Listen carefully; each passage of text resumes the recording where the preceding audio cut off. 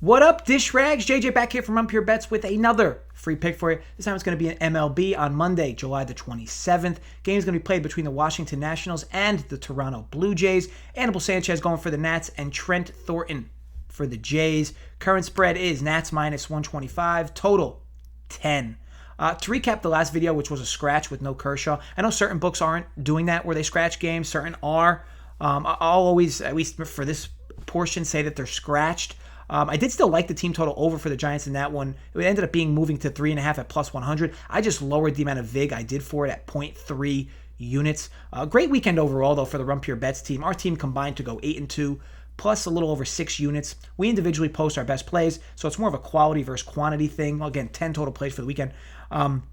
My plays were only a half unit, and thus why we're still over 6 units. Despite being 8-6, including the juice. Now I also won both my Harris English bets, not included in there, from PGA last week. Harris English top 20, I believe that was at plus 225, and top 30 at minus 120. We post our plays daily, all at runpurebets.com. So look, check it out. More plays up for Monday, and that's of course pending the time you actually watch this. Our live shows this weekend did very well with UFC picking up a few units overall, and a few more live winners given out in the Sunday MLB show. Thank you to everyone who popped in and sweat some bets with us. Look, we appreciate all of you. And to show this appreciation, I'm going to do a Run Pure Bets shirt giveaway here. Simply comment below with 4 picks for the Monday slate in baseball. Go 4-0 and I'll mail you a shirt. Just give us a follow at Run Pure Bets on Twitter. And then again, just DM us if you go 4-0. I'll keep track of it though in the comments. If more than 5 of you go 4-0, I'll give it to 5 of you at random. Also, nothing over minus 150. I know how you scoundrels are posting chalk. You can post sides, totals, just nothing over minus 150. May the odds be ever in your favor. So look, a good fun first weekend of baseball. It's good to have it back, right? I do think what will start to happen over the next few days is very similar to what you see after week 1 in the NFL. The old overreaction Monday, right? People's entire perceptions of teams will take a 180 after just watching 3 baseball games. Just relax and realize that sports betting is a marketplace. Zig, one other zag. If everyone loved Team A coming into the year and now after 3 games is much lower on Team A, realize that's going to begin to impact pricing in the marketplace, right?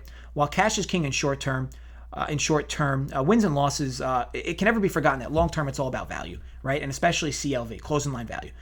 Bet the best numbers that present themselves at the time, and you'll find yourself rarely hitting an iceberg. Speaking of the Titanic, I watched it again this weekend. I'm a real sensitive guy, which is probably why I've been friend zoned my whole life. Don't let anybody fool you though. The friend zone is alpha as shit. It's right up there with like driving a Prius and sitting down to pee. I'll tell you this much. The guy in the Ford F-150 doing 90 in the fast lane doesn't scare me one bit. You know who does though? The 40-year-old in cruise control in his Prius in the slow lane. Let me tell you something. This dude fucks, okay? Probably drives the Prius with his balls. Also, imagine standing up to pee when you can dunk the shaft for a splash while sitting down. It's 2020. All you fake alphas need to catch up. Drink White Claws instead of beer. Buy a Prius hybrid and pee sitting down. Your girth is going to instantly double. These are just the facts. Like, the data's backlogged and everything. Okay, so onto the play here. Play I'm on. Over 10 runs, minus 110 for half a unit. Yes, I'm still sticking to half a unit jerk-offs. I'm not trying to blow my load in the beginning of a year, thinking I have all these huge edges during a pandemic. You guys know I'm not an over guy. I was probably like 5-1 in terms of unders I bet versus overs last year. But regardless, I do like this over 10 here. I think it's about a half run off. I'll start with the weather forecast.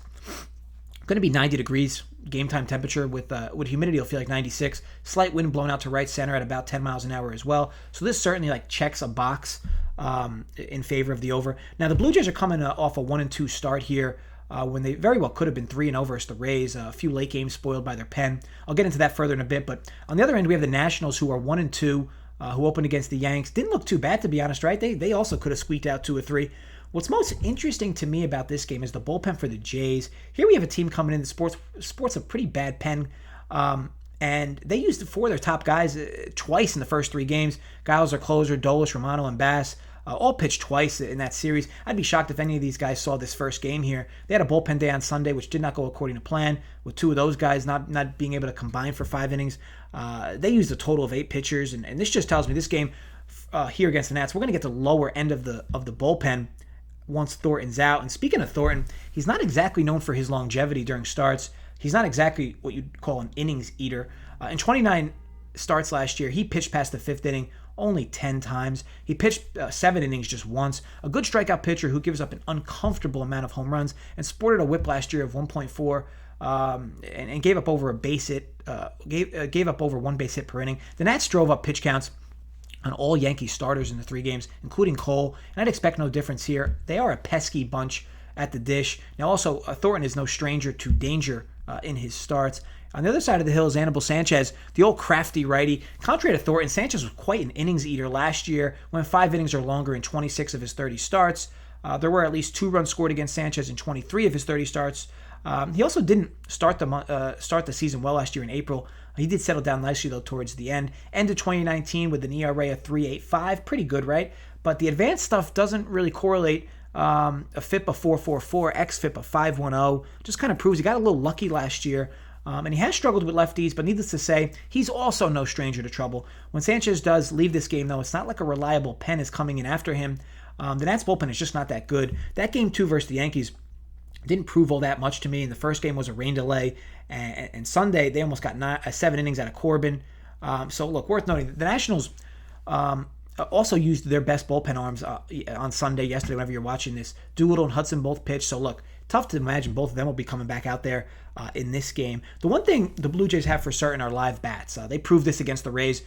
Good arms in the series, averaging 10 hits per game. I expect those hot bats to kind of do better, or at least stay where they are in this Washington Heat. The Nationals also, again, have plenty of pesky bats as discussed. Oh, no, we have 2 average at best arms going against 2 lineups filled with sticks playing in the Washington Heat. Normally, this would be considered a relatively high total for this park. So, like, I know, like, when you're looking at this and listening to this video, like, oh, wow, this seems like a surefire winner, right? Well, just keep in mind, this Nationals park, an over of 10 is a big number for this park. Now, last year, I'm trying to think back. I think there was a few totals that were 9.5, 10 at this park. Definitely a few that were 9.5, probably 5 to 10 at least. But remember, this year, you are getting a DH, okay? So that's got to be worth at least maybe half a run, right? Especially since a pitcher's an automatic out, or most often an automatic out.